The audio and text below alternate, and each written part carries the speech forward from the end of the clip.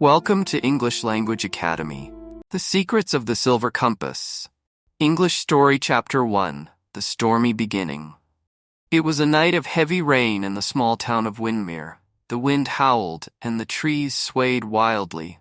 11-year-old Emma Carter sat by her bedroom window, her hands gripping a small silver compass her late grandfather had given her. "Follow this compass, Emma," her grandfather had said. "It'll show you more than directions." Emma didn't understand what he meant, but she loved the shiny little compass. Its needle glowed faintly, even in the dark.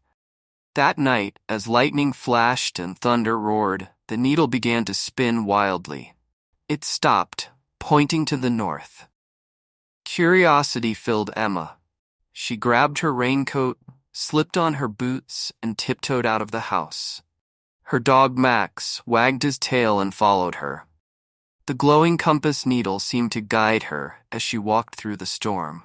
The compass led Emma to the old woods near her house. At the heart of the forest, she stumbled upon a hollow tree. Inside, she found an ancient map and a note that read, "The journey begins where the compass points." Chapter 2. The Hidden Map. Emma brought the map and note back home. Sitting by her desk, she examined the map closely.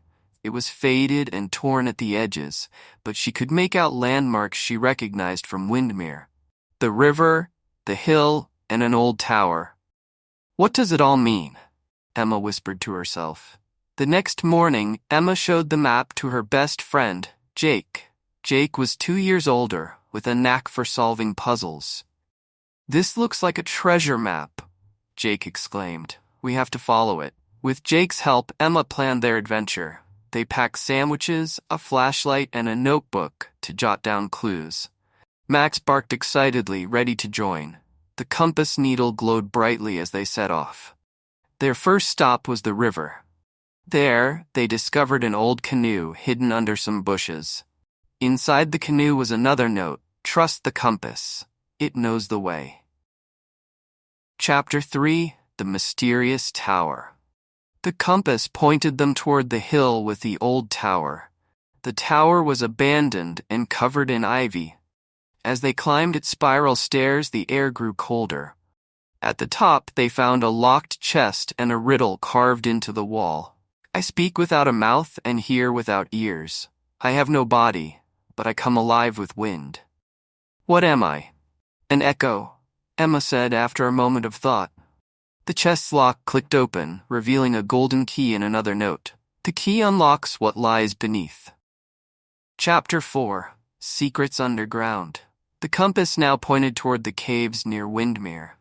These caves were rumored to be haunted, but Emma and Jake were determined. They lit their flashlight and ventured inside, with Max leading the way. Deep in the cave, they found a stone door with a keyhole. Emma inserted the golden key and the door creaked open. Inside was a small underground chamber filled with glittering treasures and ancient artifacts. But at the center stood a pedestal with a strange glowing book. Emma opened the book, and the pages shimmered with light.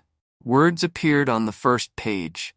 "You have found the silver compass's secret. Guard it well, for it holds the power to uncover hidden truths." Chapter 5. A New Guardian.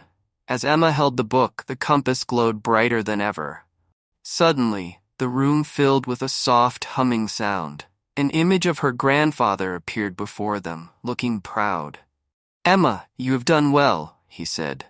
"The compass is not just a guide, it is a protector of ancient secrets. You must use it wisely to help those in need." From that day on, Emma's life changed. She became the guardian of the silver compass, using its magic to uncover mysteries and solve problems in Windermere and beyond. With Jake, Max, and her newfound courage, Emma was ready for the adventures ahead. The end. Thanks for watching English Language Academy. Subscribe now.